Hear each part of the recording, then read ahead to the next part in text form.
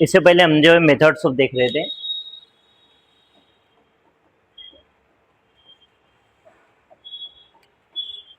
Language, teaching and learning.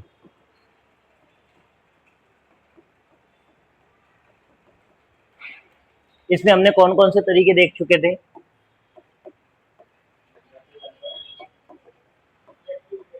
Inductive method देख चुके थे, डिडक्टिव मेथड,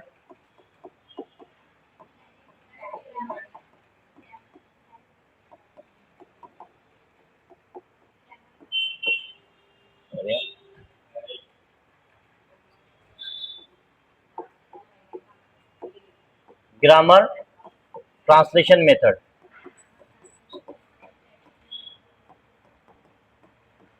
और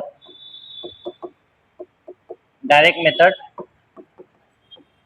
ये हमने देख चुके थे।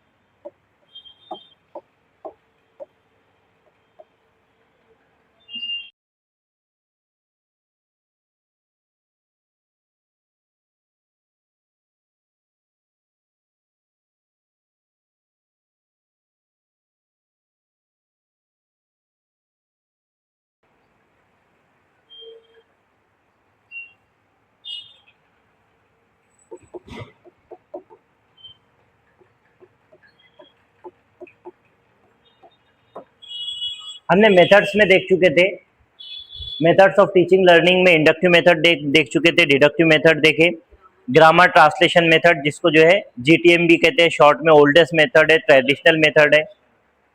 उसके बाद में जो है डायरेक्ट मेथड देखे। आज जो है बाइलिंगुअल मेथड देखने वाले हैं, ये यहाँ से, ठीक है।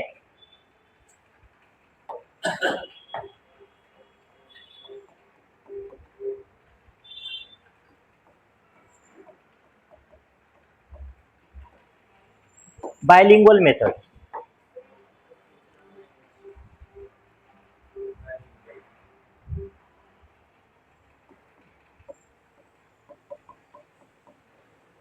Mixture of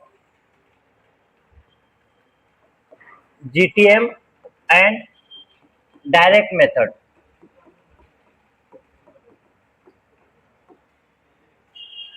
GTM grammar translation method, mixture of grammar translation method and direct method. जब जो है ग्रामर ट्रांसलेशन मेथड में बाकायदा एक जो है टेक्स्ट दी जाती थी, उसका ट्रांसलेशन किया जाता था उर्दू में, एक जो है वोकेबुलरी की लिस्ट दी जाती थी जिसमें बाइलिंगुअल लिस्ट होती थी वोकेबुलरी की, उर्दू में और इंग्लिश में। बच्चे जो है इंग्लिश का ट्रांसलेशन उर्दू में करते थे, फिर उर्दू का ट्रांसलेशन इंग्लिश में करते थे, इस तरह जो है इंग्लिश सीखते थे। इसमें बहुत सारी खामियां थी, स्पीकिंग और लिसनिंग और स्पीकिंग को जो है ज्यादा अहमियत नहीं दी जाती थी। इसको जो है इसके विरोध में, इसके जो है अपोज करने के लिए जो तरीका लाया गया वो था डायरेक्ट मेथड। डायरेक्ट मेथड में इन्होंने जो है मदर टंग को जो अहमियत दी जाती थी ग्रामर ट्रांसलेशन मेथड में, उसको बिल्कुल ही हटा दिए। इन्होंने बोले कि डायरेक्ट अगर इंग्लिश सिखाना है तो इंग्लिश में ही बोला जाएगा, इंस्ट्रक्शन भी उसी में दी जाएगी, सवाल जवाब भी उसी में ही होंगे। अब ये दोनों की में कुछ ना कुछ खामियां थी, वो खामियों को दूर करने के लिए मेथड लगाया गया था, वो था बायलिंगुअल मेथड। मतलब जो है डायरेक्ट लैंग्वेज, जो टारगेट लैंग्वेज है इंग्लिश और उर्दू, दोनों को मिक्स करके पढ़ाया जाए, वो क्या कहलाता है? Bilingual method. इसी वजह से ये जो है डायरेक्ट मेथड और ग्रामर ट्रांसलेशन मेथड का क्या है? ये मिक्सचर है। इसको जो है बैलेंस्ड अप्रोच भी बोल सकते हैं, या बैलेंस्ड मेथड, बैलेंस्ड मेथड या approach.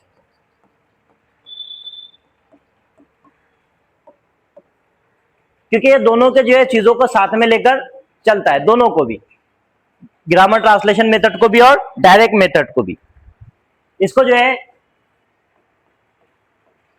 Plus direct method, bilingual method.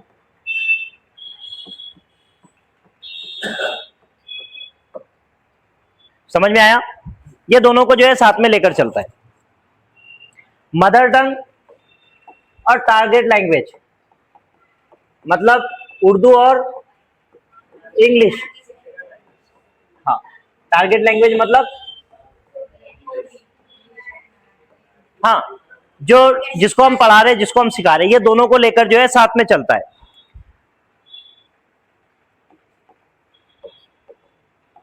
Grammar translation method में जो है पूरा ग्रामर सिखाया जाता था, इसमें जो है फुल ग्रामर नहीं सिखाया जाता।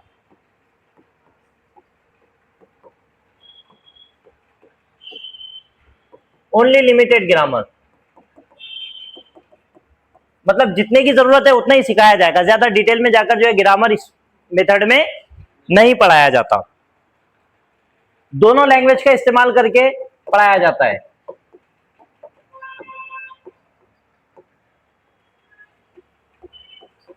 बोथ लैंग्वेजेस कौन सी? हाँ, मदर टंग और टारगेट लैंग्वेज, दोनों लैंग्वेज को इस्तेमाल करके इसको पढ़ाया जाता है।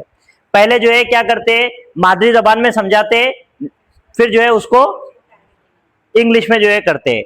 जैसे मिसाल के तौर पर बच्चे को कोई चीज नहीं समझ में आ रही तो उसको जो है पहले जो है मादरी जबान में बताया जाएगा, फिर उसके बाद में उसकी प्रैक्टिस इंग्लिश में करवाई जाएगी। इस तरह जो है इसको पढ़ाया जाता है। अब इसके स्टेप्स कैसे?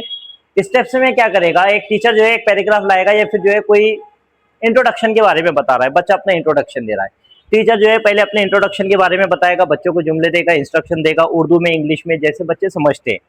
फिर जो है बच्चों को बताया जैसे my name is Kashif Mirza, बच्चे ने जो है समझा, उसको जो है उर्दू में मायने बताया। अब जो प्रैक्टिस करवाई जाएगी वो इंग्लिश में होगी, प्रैक्टिस उर्दू में नहीं होगी, प्रैक्टिस काय में होगी? तो इस तरह ये दोनों लैंग्वेज को क्या करता है, बैलेंस करता है। L1 plus L2, language 1 plus language 2। Language 1 मतलब हाँ, तो इसको मैं शॉर्ट में और कर दूं अगर से, explain in L1 and practice in L2 second language में। ठीक है, इसके कुछ खासियत है। पहला कैरेक्टरिस्टिक्स ही समझो या कुछ पॉइंट समझ लो इसके। इसमें कुछ पॉइंट्स क्या है कि control use of L1, control use of L1। ये जो लैंग्वेज पढ़ाई जाएगी मदर टंग, इसका जो है जरूरत से ज्यादा इस्तेमाल नहीं होगा। जब भी बच्चों को पढ़ाया जाएगा एक हद तक समझाने के लिए, इंस्ट्रक्शन देने के लिए, उससे ज्यादा बच्चों को नहीं पढ़ाया जाएगा, सिर्फ एक हद तक ही पढ़ाया जाएगा, क्योंकि मेन फोकस कौन सा है, टारगेट लैंग्वेज है। इस वजह से जो है कंट्रोल्ड और लिमिटेड जो है इसका यूज रहेगा। Target language for practice, practice के लिए कौन सी रहेगी? बच्चा जो है हर लफ्ज को जो है पहले हर जुमले को उर्दू में नहीं बोलेगा, फिर उसके बाद में इंग्लिश में बोलेगा, नहीं, एक बार समझ में आ गया उर्दू में, फिर उसके बाद में वो जो है प्रैक्टिस कौन सी जबान में करेगा, इंग्लिश में करेगा। सेंटेंस एज ए यूनिट पढ़ाया जाएगा, as a unit. My name is Kashif Mirza, my मतलब मेरा, नेम मतलब नाम, इस तरह नहीं, पूरा एक सेंटेंस बताया जाएगा और पूरे सेंटेंस ही बच्चा समझेगा और उसी को पढ़ाया जाएगा और इसी की प्रैक्टिस की जाएगी। ठीक है, एक एक लफ्ज बच्चे को इसमें जो है फोकस नहीं करवाया जाता। Emphasis on oral work, emphasis on मतलब कौन सी स्किल होंगी? ओरल की जब भी बात आएगी लिसनिंग और स्पीकिंग आएगी। ठीक है, एक खासियत होना चाहिए इसमें, teacher must be fluent. Teacher कैसा होना चाहिए?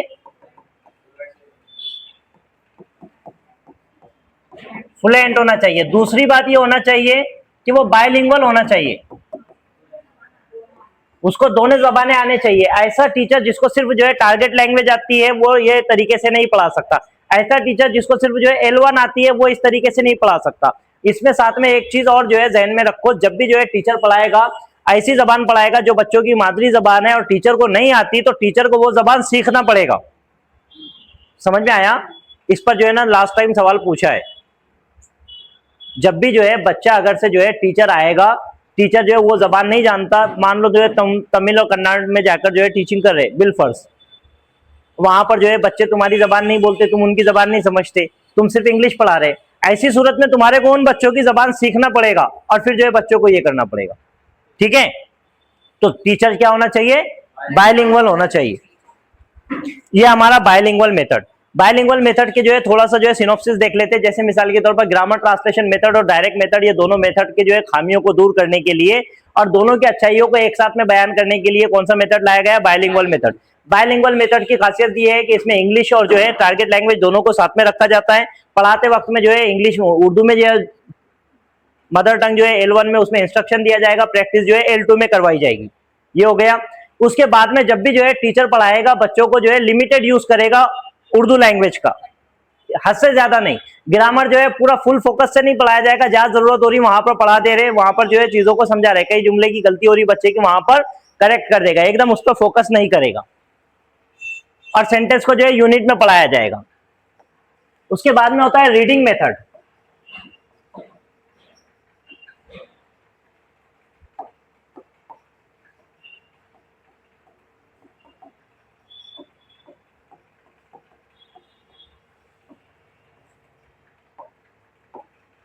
रीडिंग मेथड है।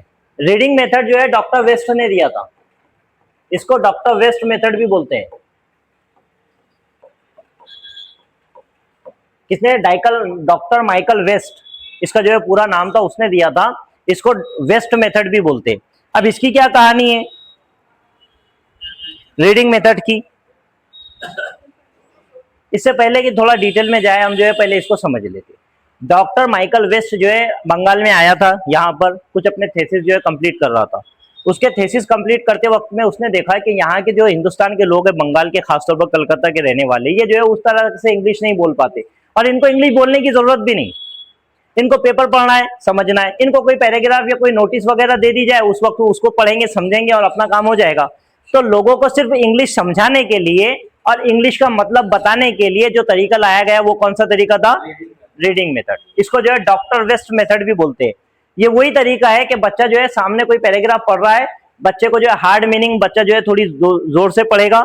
मतलब हम जो है कोई एक पैराग्राफ है, बच्चा जो है उसकी लाउड रीडिंग करेगा, लाउड रीडिंग करने के बाद टीचर लेगा, जो भी मुश्किल अल्फाज है उसके मायने बताएगा, बच्चे मुश्किल अल्फाज को मायने के जरिए से वो जो मतन है पैराग्राफ का उसके मायने अख्ज करेगा। फिर उसके बाद में टीचर जो है ये समझा या नहीं समझा उसके लिए जो है सवालात पूछेगा कि बच्चा समझा या नहीं समझा, हो गया।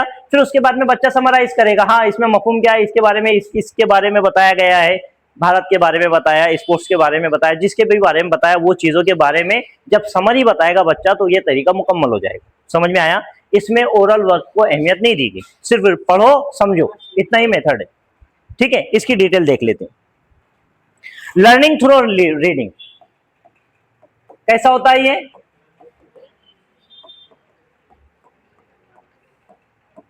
कैसा सीखेगा बच्चा? रीडिंग के जरिए से। जबान कैसी सीख रहा है? रीडिंग के जरिए से। Read first, understand the language naturally.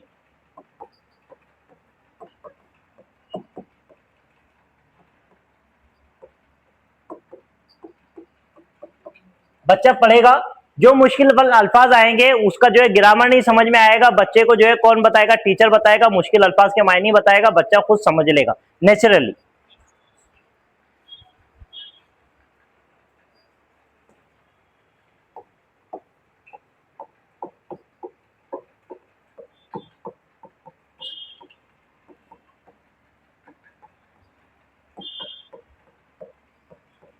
ये तरीका किसके लिए इस्तेमाल हुआ है? सेकंड लैंग्वेज जो सीख रहे उनको सिखाने के लिए ये तरीका लाया गया। जैसे मिसाल के तौर पर इंग्लिश, जो लोगों को इंग्लिश नहीं आती है, इंग्लिश सिखाने के लिए कौन से तरीका का इस्तेमाल किया गया?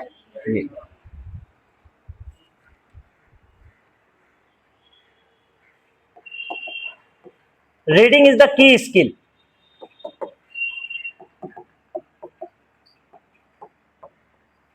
इसको जब हम स्किल में पढ़ेंगे तब समझ में आएगा। दो स्किल होती है, एक जो है प्रोडक्टिव स्किल होती है, एक रिसेप्टिव स्किल होती है।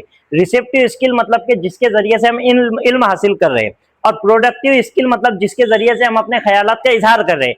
तो कौन कौन सी स्किल है? रिसेप्टिव स्किल में लिसनिंग और रीडिंग आती है, और प्रोडक्टिव स्किल में हमारी स्पीकिंग और राइटिंग आती है।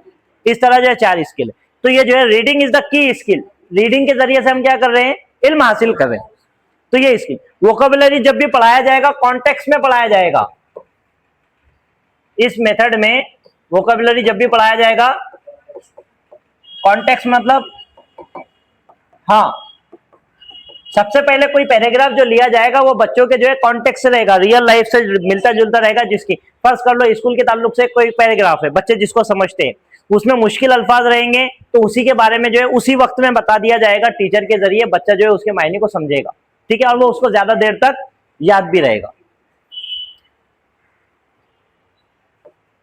ग्रामर इसमें किस तरह पढ़ाया जाएगा?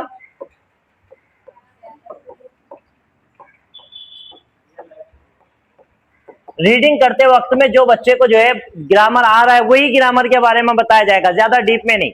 जैसे मिसाल के तौर पर I am writing a letter, ये प्रेजेंट कंटिन्यूअस का जुमला हो गया, बच्चे को बताया जाएगा कि हाँ यहां पर इसका मतलब ये होता है जब भी आईएनजी फॉर्म आया इज एम आर के साथ में तो वो कौन सा है, प्रेजेंट टेंस है।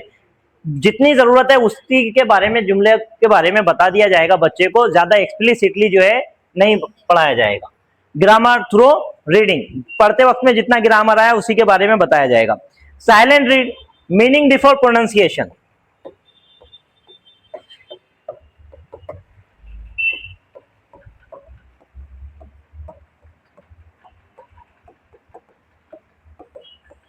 बच्चे के प्रोनाउंसिएशन पर इसमें अहमियत नहीं है, मायने समझना सबसे ज्यादा जरूरी। हाँ प्रोनाउंसिएशन भी जरूरी है लेकिन उससे ज्यादा जरूरी चीज क्या है? हाँ, वो फ्रॉड को फिराड बोले चलेगा, मायने समझना चाहिए। फ्रॉड के और फिराड के मायने क्या है? एक है। समझ में आया? तो प्रोनाउंसिएशन से पहले क्या आएगा? मीनिंग आएगा, समझना आएगा।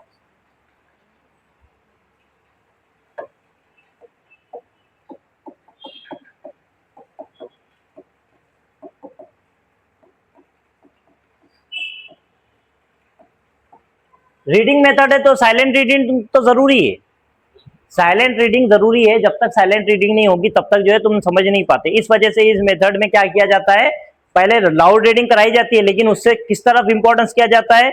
शिफ्ट साइलेंट रीडिंग की तरफ, के बच्चा जो है अपने तौर पर जो है साइलेंट रीडिंग करे और उसका जो है इल्म खुद से हासिल करने की कोशिश करे। जहां प्रॉब्लम आती है वहां पर उसको गाइड किया जाएगा।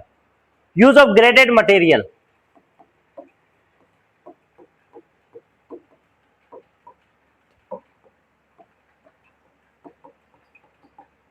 ग्रेडेड मटेरियल का इस्तेमाल होगा। ग्रेडेड मटेरियल मतलब पहले जो बच्चे को नॉलेज देने के लिए जो पैराग्राफ या एक्सट्रैक्ट जो है हम सिलेक्ट करेंगे वो जो है सिंपल होगा, फिर उसके बाद में जो है हाई होगा, फिर उसके बाद हाई होगा, फिर उसके बाद में हाई होगा। आमतौर पर बोला जाए तो सिंपल से कॉम्प्लेक्स की तरफ लेकर जाएंगे, ठीक है, सिंपल टू कॉम्प्लेक्स। मतलब पहले जो है आसान रहेगा फिर उसके बाद में उसकी जो है डिफिकल्टी लेवल बढ़ाती जाएगी।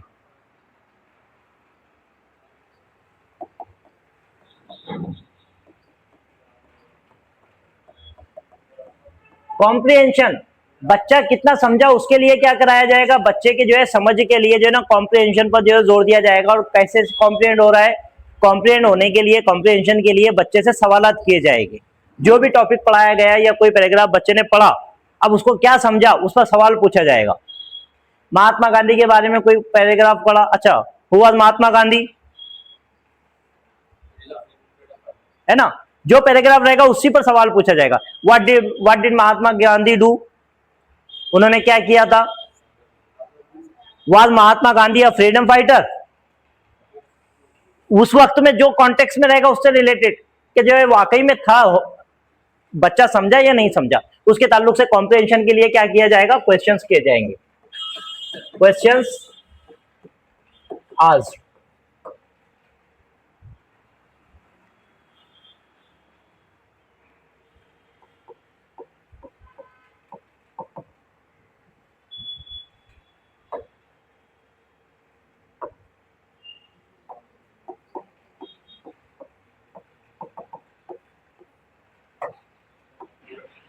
क्या नाम से जाना जाता है इसको? मेथड, बराबर है। ग्रामर किस तरह पढ़ाया जाता है?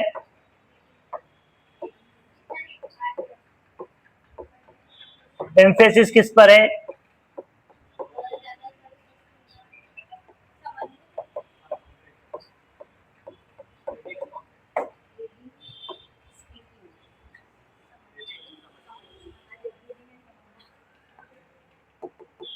डिडक्टिवली पढ़ाया जाता। ग्रामर कैसे पढ़ाया जा रहा है?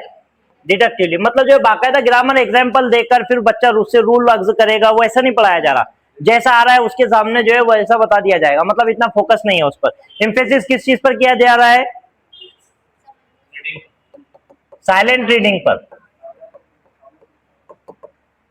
एक दूसरा वोकेबुलरी पर। बच्चे को वोकेबुलरी पता होगी तभी तो वो मायने समझेगा, ठीक है। अच्छा, डी एम्फेसिस किस पर किया जा रहा है? सुनने और बोलने की इस पर, है ना, सुनने और बोलने की इस पर, लिसनिंग। दूसरा स्पीकिंग पर डी एम्फेसिस है।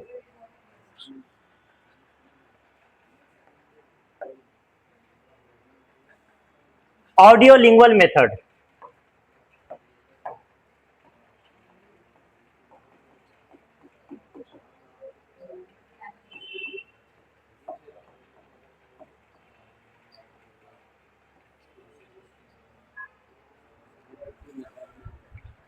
एक मिनट, इसकी स्टेप्स जो है थोड़ी देख लेते हैं हम पहले।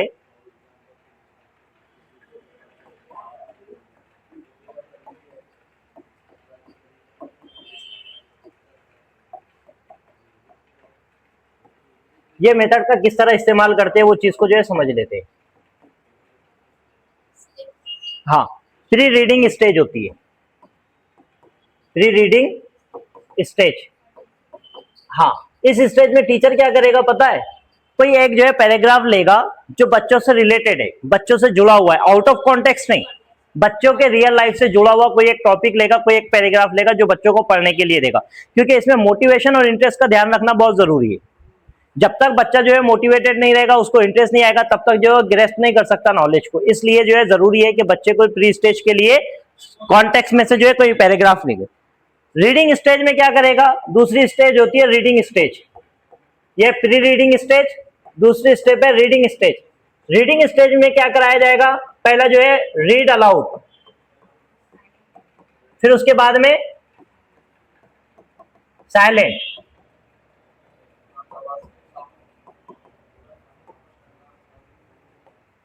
हाँ, बुलंद ख्वानी और खामोश ख्वानी।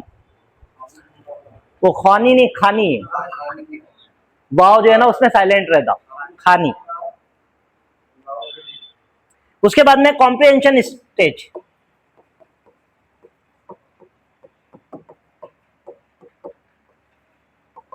कॉम्प्रिहेंशन स्टेज का मतलब क्या है कि बच्चे ने कितना समझा, जो पढ़ाया गया, लाउड रीडिंग किया, साइलेंट रीडिंग किया, वो किस तरह समझा, वो क्या कहलाता है? Silent reading. इसमें जो है बच्चे के कॉम्प्रिहेंशन के लिए क्या किए जाते हैं? Question asked. तुम जो है बच्चों से क्या करेंगे? सवालात पूछेंगे, ठीक है। चौथी बात होती है ग्रामर एंड वोकेबुलरी। चौथी स्टेप में क्या करते हैं? Grammar and vocabulary. इस स्टेज पे जो है टीचर बच्चों को ग्रामर के पैटर्न्स, उसके टेंसेस, कौन से टेंस का है, नाउन है, प्रोनाउन है, वर्ब है, एडवर्ब है, एडजेक्टिव है, डायरेक्ट ऑब्जेक्ट है, इनडायरेक्ट ऑब्जेक्ट है, नाउन क्लॉज है, सिंपल, कंपाउंड, कॉम्प्लेक्स, कौन सा टेंस है, सबके बारे में बताएगा, जो उस पैराग्राफ में मौजूद रहेगा उसके ताल्लुक से ग्रामर और वोकेबुलरी पर ध्यान देगा। फिर उसके बाद में लास्ट में क्या रहेगा? Post reading activities. Post reading activities, post reading activities में बच्चा क्या करेगा? समरी बताएगा, किस चीज के ताल्लुक से अपने ख्यालात का इजहार करेगा, ये पैराग्राफ या ये सबक में इसके बारे में बताया गया है, तुम्हारी क्या राय है, बच्चा जो है उस ताल्लुक से अपनी बात करेगा, ठीक है। ये पोस्ट रीडिंग में आप जो है ये तरीके को आमतौर पर समझ लो, आसान जबान में समझाता हूं। जब जो है हम क्लास में दाखिल हुए, क्लास में दाखिल होने के बाद हमने इंग्लिश की किताब निकाले, take out your book at page number 31 निकाल लिए, बच्चे ने उंगली रखा, हमने पढ़े, बराबर मॉडल रीडिंग दिए, बच्चे ने पढ़ा, बच्चे ने जोर से पढ़ा, फिर उसके बाद हमने वक्त दिए, बेटा जो है 10 मिनट का टाइम है, read it silently for 10 minutes. बच्चे ने 10 मिनट आसानी से पढ़ लिया। अब पढ़ने के बाद जो है हमने ये उम्मीद कर लिया कि बच्चा समझ गया, तो फिर हम आए सामने, हमने बताया कि देख बेटा ये हार्ड वर्ड्स है, एक्वायर का मीनिंग होता है हासिल करना, बगैर मेहनत के कोई चीज हासिल हो जाए, ठीक है, इस तरह जो अलग अलग मुश्किल वर्ड है उसके मीनिंग बता दिए, बच्चे ने साइलेंट रीडिंग कर लिया, समझ लिया।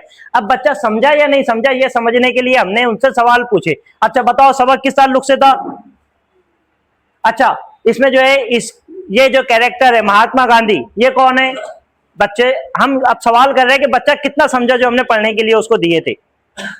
वो बच्चा समझ गया, जवाब दे दिया, हमारे सेटिस्फाइड हो गए कि हाँ ठीक है बच्चा समझ गया। उसके बाद आएगी ग्रामर और वोकेबुलरी स्टेज। वोकेबुलरी तो हमने बता दिया बच्चे को, अब जो है मुश्किल वर्ड के अल्फाज जो है हमने ठीक करा दिए, उसके मायने बता दिए। ग्रामर कि बेटा यहाँ पर ये टेंस इस्तेमाल हुआ है, ये नाउन है, ये प्रोनाउन है, ये एडजेक्टिव। अभी भी जो है ना हमारी इंग्लिश की किताबें 6 to 8 में इसी तरीके से जो है अरेंज है, जिसमें जो है ग्रामर जो है एक्सप्लिसिटली नहीं पढ़ाया जाता बल्कि जो है अकॉर्डिंगली पढ़ाया जाता है। जो सबक में जो आए हैं टेंसेस उसी पर जो है अहमियत दी जाती है, ठीक है। उसके बाद में जो पोस्ट रीडिंग एक्टिविटीज, जब पूरा सबक खत्म हो गया, ग्रामर भी पढ़ा दिए, फिर हम बच्चे के बारे में पूछते हैं अच्छा बताओ ये जो सबक हमने पढ़े थे इसके बारे में डिटेल क्या है। बच्चा जो है पूरे सबक की स्टोरी शॉर्ट में बताएगा, समराइज करके खुलासा देगा। फिर बच्चे से सवाल पूछ रहे अच्छा तुम्हारी नजर में कैसा होना चाहिए, बच्चा अपने ख्यालात का इजहार करा।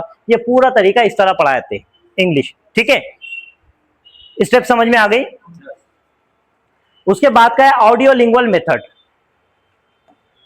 ऑडियो लिंगुअल मेथड को जो है ओरल अप्रोच भी बोलते हैं।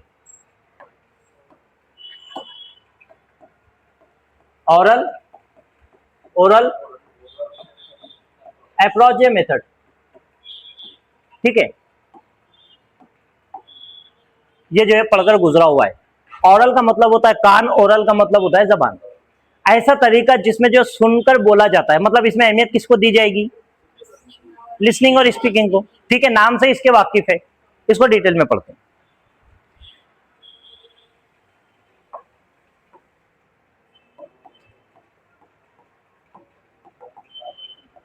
कैसे जाना जाता है इसको, आर्मी मेथड के नाम से जाना जाता है इसको। कौन सा मेथड, आर्मी मेथड। और world war method,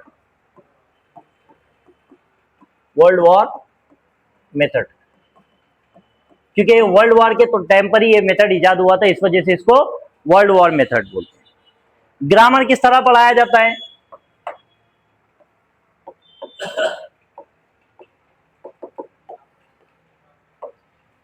inductively. Inductively मतलब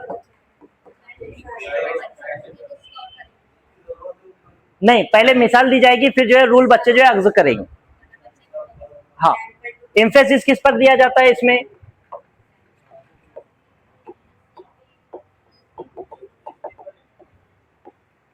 पहले जो इसको समझ लेते ताकि जो है पॉइंट तुम्हारे समझ में आ जाए अच्छे से। वो और ऑडियो लिंगुअल मेथड या ओरल अप्रोच तब आया था जब जो है ये वर्ल्ड वॉर चल रही थी। अब वर्ल्ड वॉर के बीच में क्या हुआ था, अलग अलग मुल्कों की जो है फौजें थी। हमारा मुल्क जो है अंडर में था ब्रिटिशर्स के, इंग्लैंड के, ईस्ट इंडिया कंपनी जो थी बाद में जो है ब्रिटिश एम्पायर के अंडर में चला गया। वहां से जब जो है यहाँ से भी कुछ लोग लड़ने के लिए गए थे, भारत से, इंग्लैंड की तरफ से, ब्रिटिश की तरफ से। अब वहां पर अलग अलग मुल्कों के लोग जमा हो गए, जहां पर जो है लोगों की जबान अलग अलग थी, उनको समझ में नहीं आता। अब उनका कमांडर जो है उनको कोई कमांड दे रहा तो उनके समझ में नहीं आ रहा, तो क्या करेंगे, इस खामी को दूर करने के लिए अंग्रेजों ने एक तरीके की इजाद की थी। उस तरीके को बोलते हैं ओरल अप्रोच या ऑडियो लिंगुअल मेथड। अब ये मेथड में खासियत क्या थी कि यहाँ पर जो है सिर्फ उनको सुनना है और बोलना है।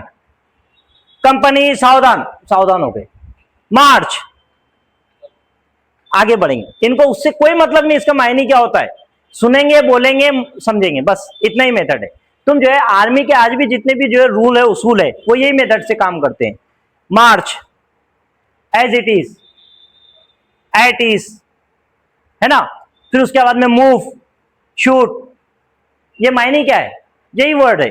इंग्लिश जो है उनको वही वर्ड सिखाए जाते हैं, यही तरीके से उनको जो है सिखाया गया ऑडियो लिंगुअल मेथड से। समझ में आया ये मेथड कब आया था।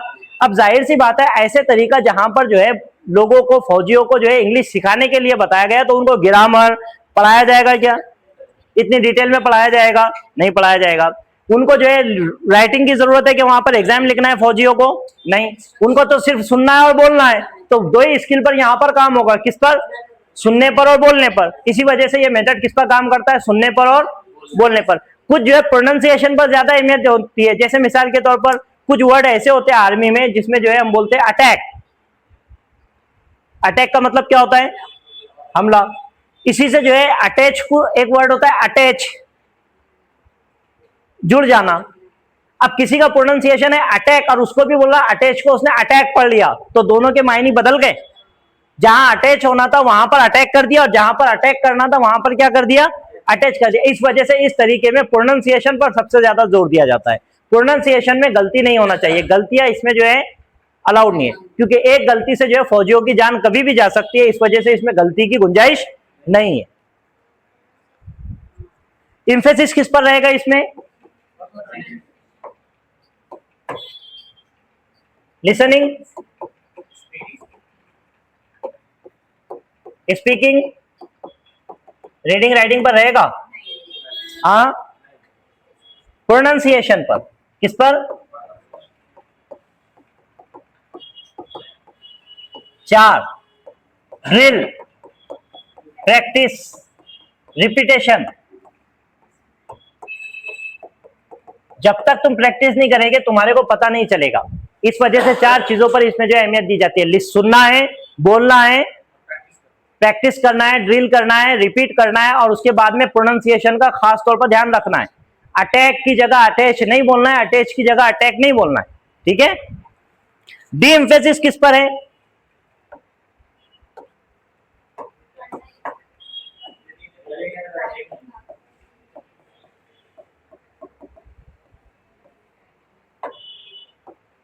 आर्मी के वक्त में उनको कोई स्कॉलर नहीं बनाना था, कोई अदीब बनाना है, शायर बनाना है, उनको कोई प्रोफेसर बनाना था नहीं, तो उसमें जो है उनके समझने की जरूरत होगी।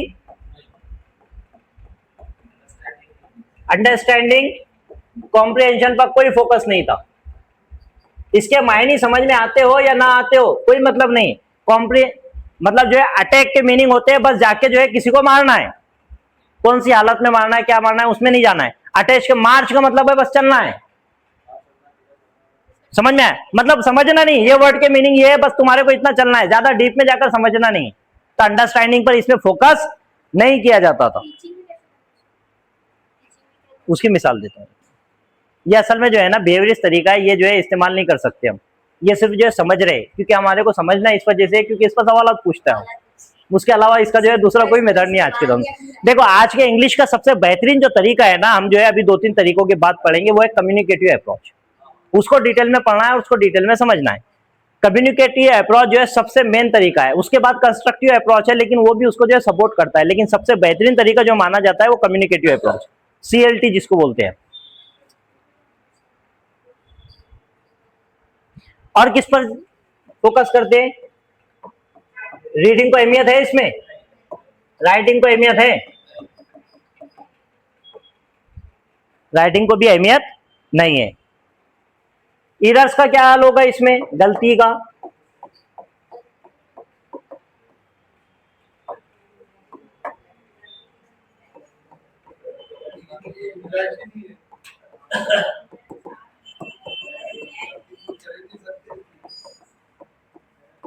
Errors are bad in this method.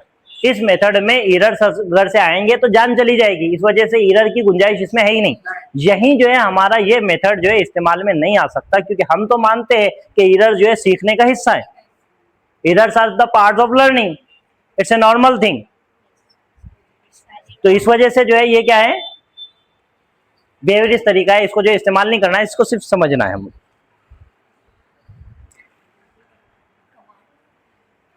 ये कौन सा तरीका है?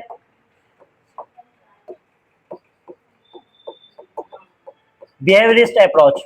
ये बिहेवियरिस्ट अप्रोच क्यों है? हाँ, ड्रिल है, इमिटेशन है, प्रैक्टिस है, हैबिट फॉर्मेशन है, इस वजह से ये बिहेवियरिस्ट अप्रोच है। ओरल का मतलब क्या होता है? हियर एंड स्पीक, बस 2 ही चीजें इसमें करना है।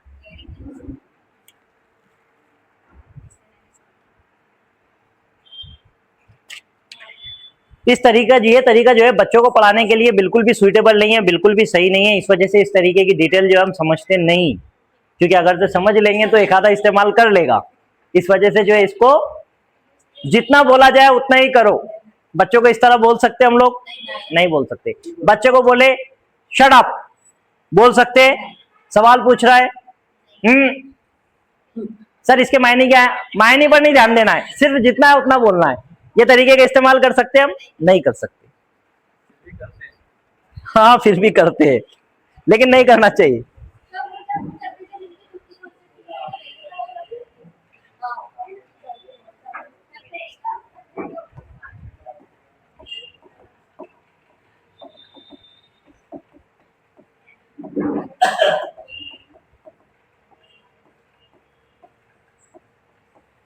इफेक्टिव ह्यूमनिस्टिक अप्रोच, इफेक्टिव के मीनिंग क्या है?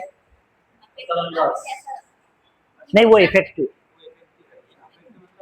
इफेक्टिव का मतलब जज्बात से रिलेटेड। यहाँ पर इफेक्टिव ह्यूमनिस्टिक अप्रोच मतलब कि बच्चों के जज्बात का, इमोशन का ध्यान रखना है और ह्यूमनिस्टिक तरीके से पढ़ाना है, इंसानी तरीके से। मतलब तरीका कैसा है? ये चाइल्ड सेंटर्ड है ना।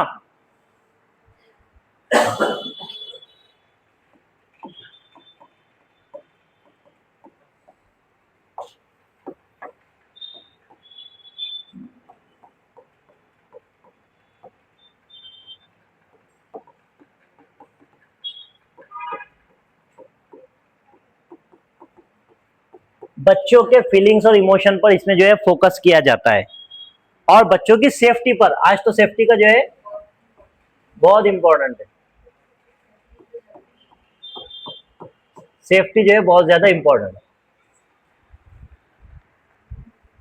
Encourage self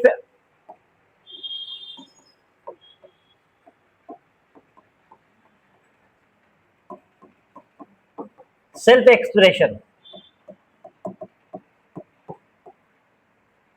cooperation. बच्चों के सेल्फ एक्सप्रेशन पर और कोऑपरेशन पर फोकस किया जाता है। ह्यूमनिस्टिक तरीका आ गया, पूरा चाइल्ड सेंटर्ड तरीका है। इसमें जो है कोई भी एक चीज तुम्हारे को गलत नहीं मिलेगी।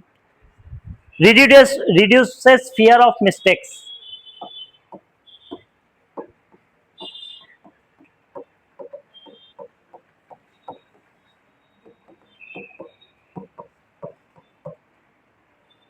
बच्चे के गलती करने के डर को जो है कम करना है। इस तरीके में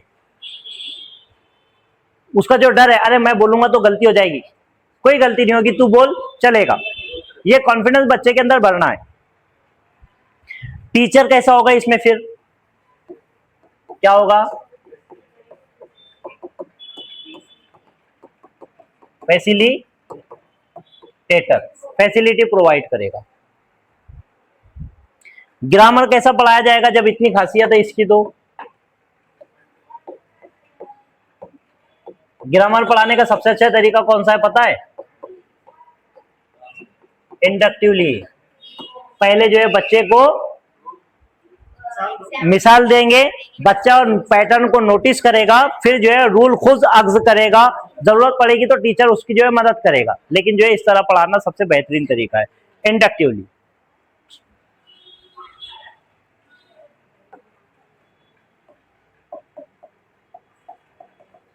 एम्फेसिस किस पर है?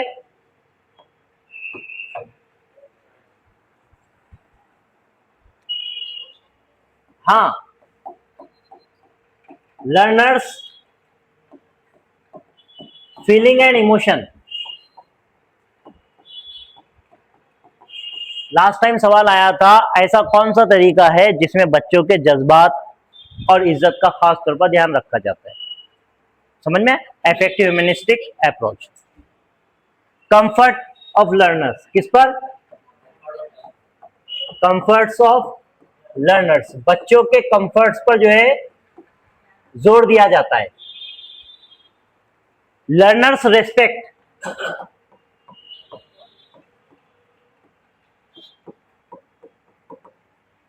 ए नालायक सीधा बैठ, हाँ इस तरह नहीं बोल सकते, बच्चे की भी इज्जत करना है ये तरीके में। समझ में आया?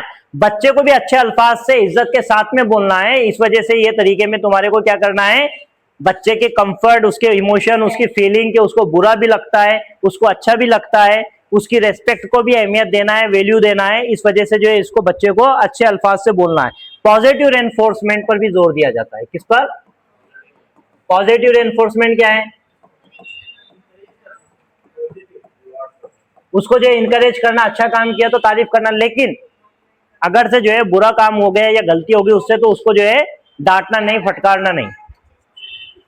टीचर क्या होगा? इतनी सारी खूबियां इसकी, तो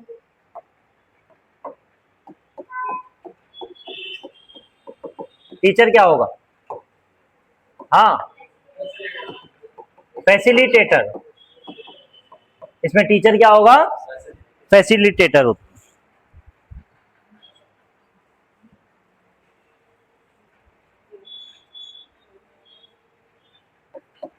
कुछ important points.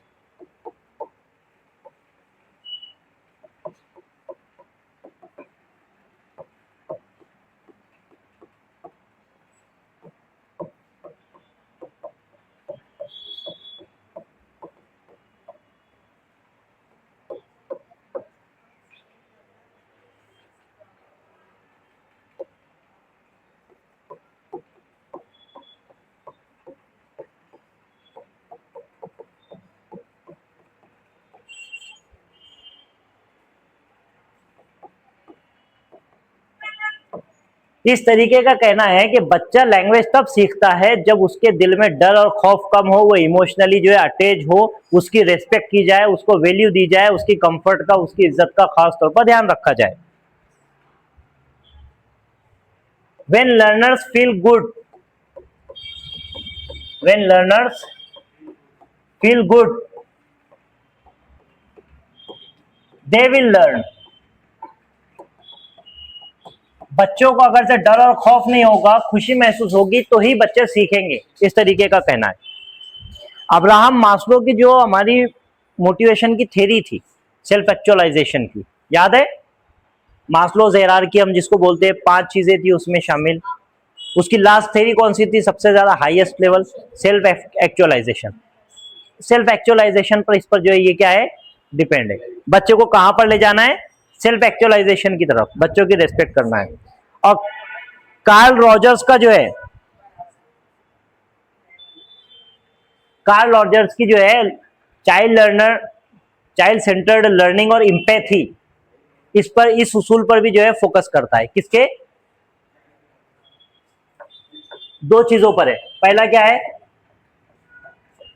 Maslow self actualization पर, ये 5वीं स्टेप है इसकी। और दूसरा है कार्ल रॉजर्स के, क्या कहता है ये?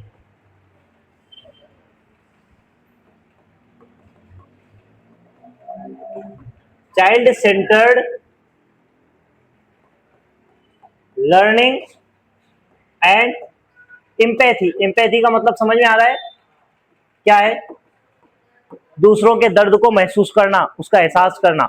सिंपैथी होती है कि हाँ ठीक है, मुझे बुरा लग रहा है तुझे तकलीफ में देखकर, लेकिन वैसे ही दर्द महसूस करना इम्पैथी कहलाता है। तो हमारे को इम्पैथाइज करना है बच्चों को। सिंपैथी से ज्यादा बेहतर वर्ड क्या है? इम्पैथी। इस तरह जो है चीजों को इस्तेमाल करना है। तो सबसे पहले जो है इस तरीके को एक जो है शॉर्ट में समझ लेते, क्योंकि नया तरीका है। इफेक्टिव ह्यूमनिस्टिक तरीके में क्या होता है? बच्चों के जो है फीलिंग का खास तौर पर ध्यान दिया जाता है कि बच्चों की जो है इस पे रेस्पेक्ट होना चाहिए, उनको कंफर्ट होना चाहिए, उनकी सेफ्टी होना चाहिए, डर और खौफ उनके अंदर नहीं होना चाहिए। टीचर जो है फैसिलिटेटर के तौर पर काम करेगा।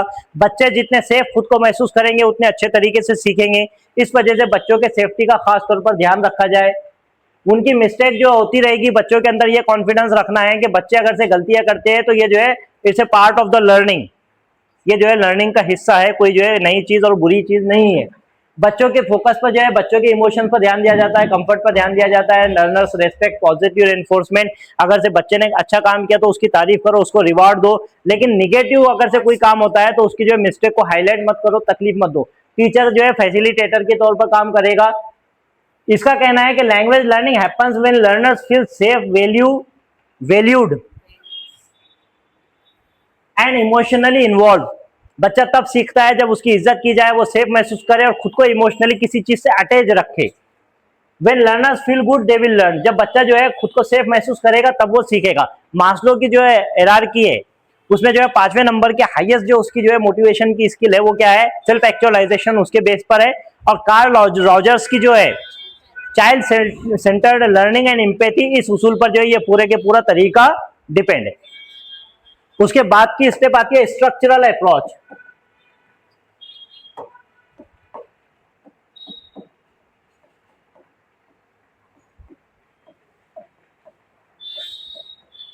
स्ट्रक्चर से चीजें समझ में आ रही है?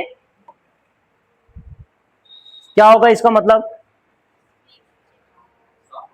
बच्चों को जब भी जो है ये, इसके कहने का मतलब ये है स्ट्रक्चरल अप्रोच के, कि जबान जो है वो क्या है, स्ट्रक्चर है। हमने पढ़े थे कि स्ट्रक्चर्ड है जबान, ग्रामर का एक उसूल और रूल होता है। तो इस तरीके में क्या होता है कि बच्चे को जबान इस तरह सिखाई जाती है कि ग्रामर के थ्रू सिखाई जाती है। बच्चे को जो है ग्रामर के उसूल, उसके पैटर्न, उससे वाकिफ कराया जाएगा, फिर जो है बच्चे को जबान सिखाई जाएगी, सेकंड लैंग्वेज इंग्लिश। उस तरीके को क्या कहते हैं? Structural approach. Structural approach. We learn a language by learning its sentence pattern and how to use them meaningfully.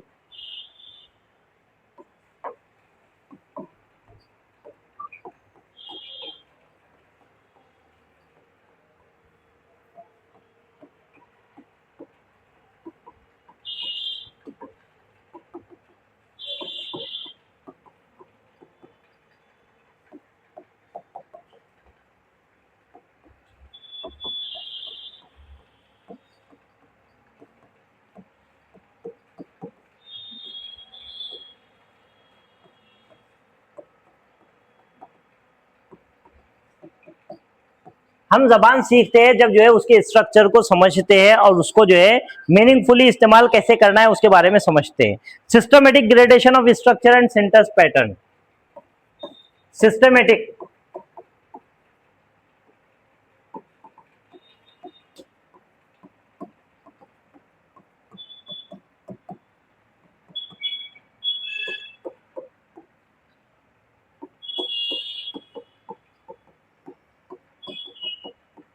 बच्चे को जब जबान सिखाई जाएगी स्ट्रक्चर की तो सिस्टमेटिक बताई जाएगी। सिस्टमेटिक ग्रेडेशन का मतलब मैंने अभी थोड़ी देर पहले बताया। क्या? पहले बच्चे को पढ़ाया जाएगा सब्जेक्ट प्लस वर्ब, फिर आ रहा है subject plus verb plus object, ठीक है। फिर उसके बाद में स्टेप और बढ़ रही है subject plus verb plus indirect object, object plus direct object. समझ में आया? क्या किया हमने? पहले आसान, फिर उसके तरफ बाद में मुश्किल बढ़ाते गए। तो इस तरह ये क्या हो गया? Systematic gradation of structure and sentence pattern. बच्चे के जो है ना जुमले पहले आसान लो, उसके बाद में धीरे धीरे उसके जो है मुश्किल जुमलों की तरफ उसको लेकर जाओ। ये कहलाता है स्ट्रक्चरल अप्रोच। इसका कौन सा पॉइंट है? Systematic gradation.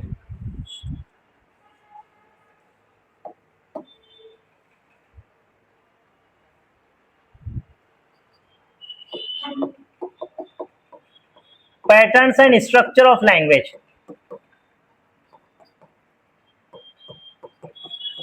लैंग्वेज जो है बनी हुई है स्ट्रक्चर से।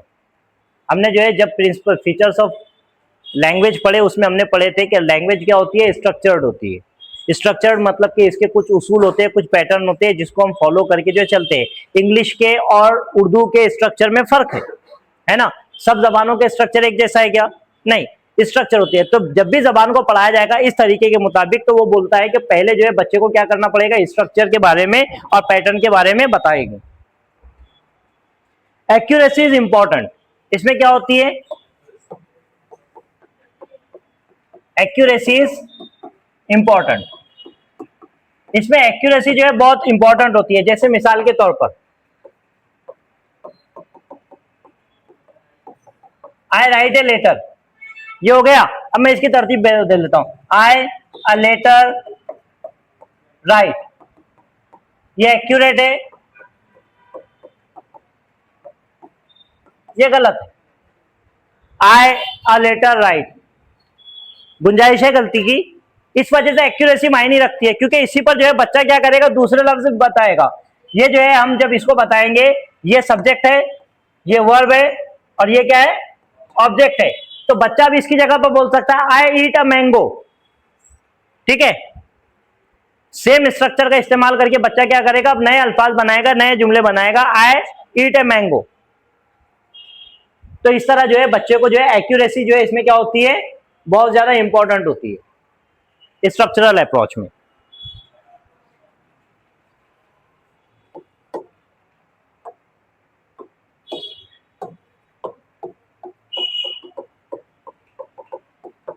ये बिहेवियरिस्ट अप्रोच है, मतलब ड्रिल कराई जाएगी, प्रैक्टिस कराई जाएगी, रेनफोर्समेंट दिया जाएगा, रिपीटेशन बार बार होगा, subject plus verb plus object. उसको जो है पैसिव करना है तो क्या करना पड़ेगा, सब्जेक्ट की जगह ऑब्जेक्ट लगाओ, उसके बाद में हेल्पिंग वर्ब जोड़ो, फिर जो है हाँ बाय लगाकर जो है सब्जेक्ट को ऑब्जेक्ट बना के वहां पर रख दो। इस तरह जो है बच्चे को क्या करेंगे, प्रैक्टिस देना पड़ता है। इस वजह से ये तरीका क्या है, बिहेवियरिस्ट अप्रोच है। इसके प्रिंसिपल क्या है,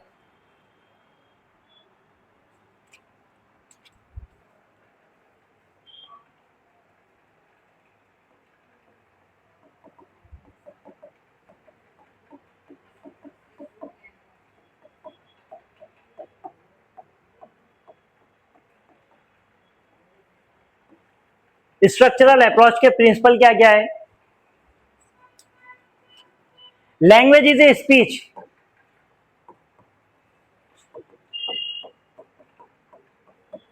नॉट राइटिंग। इस तरीके का कहना यह है कि लैंग्वेज जो है लिखने का नाम नहीं है बल्कि बोलने का नाम है। अभी तक जो तुम समझ रहे थे कि जैसा जो लिखकर ग्रामर से पढ़कर सीखेंगे, ग्रामर से मुराद यहां पर बोलने से लेना है, समझ में आया, लिखने के ताल्लुक से नहीं बोल रहा है। Structure is the heart of language, structure is the heart of language. जो स्ट्रक्चर होता है, पैटर्न होता है, वो जबान का दिल होता है, क्योंकि जबान कुछ उसूलों से काम करती है। टेंसेज अगर से तुम सही तरीके से इस्तेमाल नहीं करते बोलते वक्त में, तो तुम अपने मफहूम को सही तरीके से पहुंचा सकते। मैं कल खाना खाया था, अब बात कर रहा है मैं खाना खाने वाला हूं, तो सामने वाला क्या समझेगा, ठीक है खाना खाया, तेरा पेट भरा है, तेरे को खाने की जरूरत नहीं, भूखा रह जाएगा।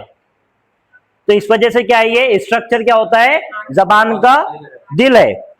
लैंग्वेज इज हैबिट फॉर्मेशन, ये बिहेवियरिस्ट अप्रोच है तो क्या होगा, लैंग्वेज इज हैबिट फॉर्मेशन। किसने बोला था ये, language is habit formation, one structure at a time. जब भी बच्चों को पढ़ाएंगे one structure at a time. जैसे मिसाल के तौर पर बच्चे को तुम बता रहे,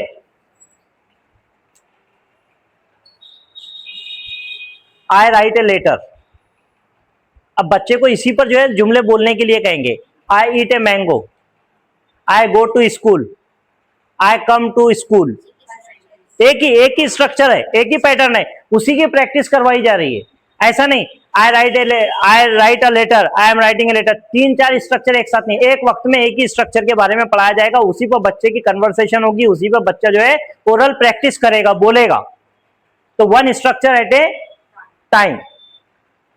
use of graded material, use of graded material. Graded material समझ में आ गया, यस, मटेरियल सिंपल टू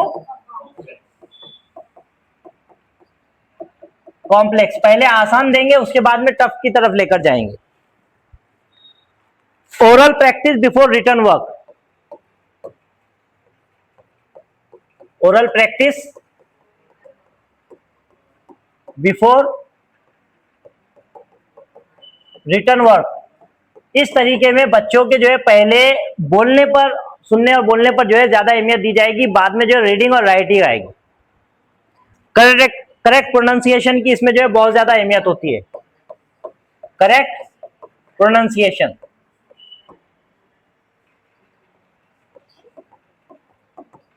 और इसमें जब भी टीचिंग करवाई जाएगी सिचुएशनल टीचिंग होगी। सिचुएशनल टीचिंग का मतलब क्या हो रहा है, बच्चा क्लास में बैठा हुआ है तो बच्चे को जो है क्लास के ताल्लुक से पहले जो है स्कूल के ताल्लुक से जुमले सुना जाएंगे। Sir may I go to washroom, ठीक है, सर मे आई कम इन, एक ही स्ट्रक्चर है ना, मे से, may I come in, may I go to washroom, sir may I ask a question. कौन से सिचुएशन के ताल्लुक से, क्लासरूम में या क्लास से बाहर जाने के लिए जो सिचुएशन बच्चे की है उसको ही फोकस करके क्या कर रहे हैं, हम एक स्ट्रक्चर पढ़ा रहे हैं। May I come in, may I go to washroom, may I ask a question, may I go to another class, may I take a help of my peers. समझ में आया, इसी स्ट्रक्चर का इस्तेमाल करके सिचुएशनल टीचिंग कराई जा रही है, मतलब जो है सिचुएशन के एतबार से बच्चों को बताया जा रहा है। यह है स्ट्रक्चरल अप्रोच।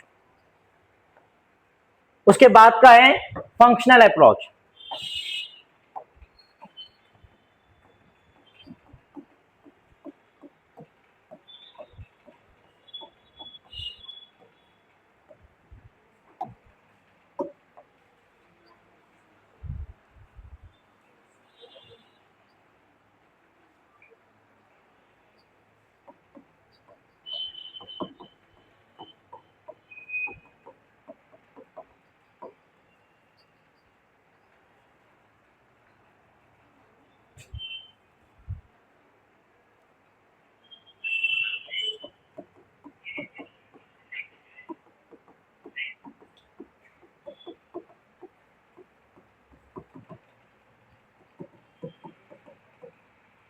ये तरीका जो डिपेंड करता है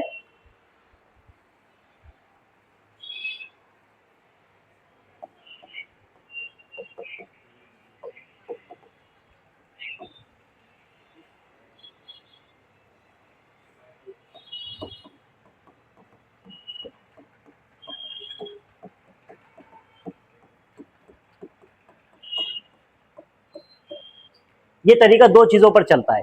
सबसे पहला नाम किसका है? Michael holiday. ये इसका जो है ना, इसकी जो पूरी रिसर्च है सिस्टमेटिक फंक्शनल लिंग्विस्टिक। बच्चे की जबान जो है, या बच्चे जबान जो है किस तरह फंक्शन करती है, काम में किस तरह आती है, इस्तेमाल में किस तरह आती है, उस पर इसकी रिसर्च है। उस पर यह तरीका डिपेंड है फंक्शनल अप्रोच। और दूसरा है विल्किन के। विल्किन क्या है? Notion, functional, syllabus. ये दो चीजों से मिलकर क्या बना है? Functional approach. फंक्शनल अप्रोच का मतलब यह है कि बच्चों को जो है ना रियल लाइफ में कम्युनिकेशन करने के लिए मौके फराहम किया जाए, उतनी इंग्लिश पढ़ाई जाए जितने की उनको जरूरत है। गैर जरूरी दौर पर यहां से तुम अमेरिका जाएंगे और वहां पर तुम जो है यूनिवर्सिटी में जाकर किस तरह बात करेंगे, ये बात की बात हुई, वो बाद में सीखेगा। अभी क्लासरूम में है तो क्लासरूम की इंग्लिश सिखाई जाए, घर पर है तो घर की इंग्लिश सिखाई जाए। ठीक है। अगर से वो बाहर जा रहा है, कोई पोस्ट ऑफिस में जा रहा है, तो पोस्ट ऑफिस में किस तरह की इंग्लिश इस्तेमाल होती है वो सिखाया जाए। ये क्या कहलाता है? Functional approach. ये फाउंडेशन फॉर सीएलटी। सीएलटी क्या है?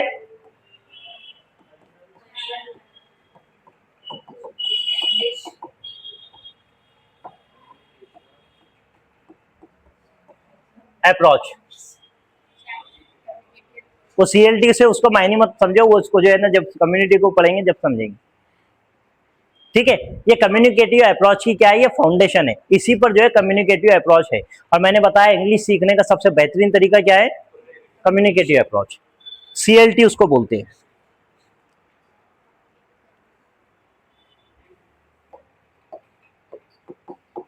इट टीचेस व्हाट टू से, व्हेन टू से,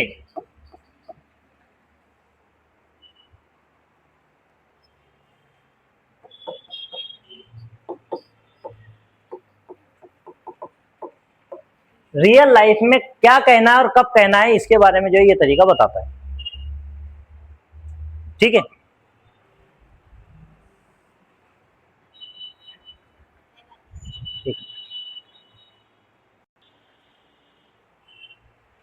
तो फंक्शनल अप्रोच के बारे में जो हम पढ़े कि फंक्शनल अप्रोच जो है हमारे को कब, कहां पर और कौन सी सिचुएशन में, रियल टाइम में या रियल लाइफ में कब बोलना है, इसके ताल्लुक से जो बताता है वो क्या बताता है? फंक्शनल अप्रोच बताता है। फंक्शनल अप्रोच के ताल्लुक से दो साइकोलॉजिस्ट या लिंग्विस्टिक लोगों की जो है मालूमात जरूरी है। लिंग्विस्टिक इनके क्या है? माइकल हॉलिडे और विल्किंस, ये दोनों के वर्क से मिलकर बना है फंक्शनल अप्रोच। कब कहना है, क्या कहना है रियल सिचुएशन में। मैंने बताया अगर पोस्ट ऑफिस में जाना है तो पोस्ट ऑफिस की इंग्लिश बच्चों को सिखा दो, क्लासरूम में बैठ रहे हैं तो क्लासरूम की इंग्लिश बच्चों को आना चाहिए। मतलब सिचुएशन के हिसाब से जो उनको इस्तेमाल में आए, फंक्शन में आए। फंक्शनल अप्रोच का मतलब है फंक्शन में जो आने वाली इंग्लिश है वो सिखाई जाए। ठीक है। एट अ टाइम जो उनको इस्तेमाल में आ रही है, जो इस्तेमाल में नहीं आ रही है उसको पीछे डालो। ठीक है। फाउंडेशन फॉर सीएलटी या कम्युनिकेटिव अप्रोच। कम्युनिकेटिव अप्रोच का ये फाउंडेशन है और सबसे बेहतरीन तरीका इंग्लिश सिखाने का कौन सा है? Communicative approach. कंस्ट्रक्टिव अप्रोच भी है, हम उसको भी देखने वाले हैं, लेकिन जो है कम्युनिकेटिव अप्रोच अभी तक सबसे बेहतर है। ठीक है।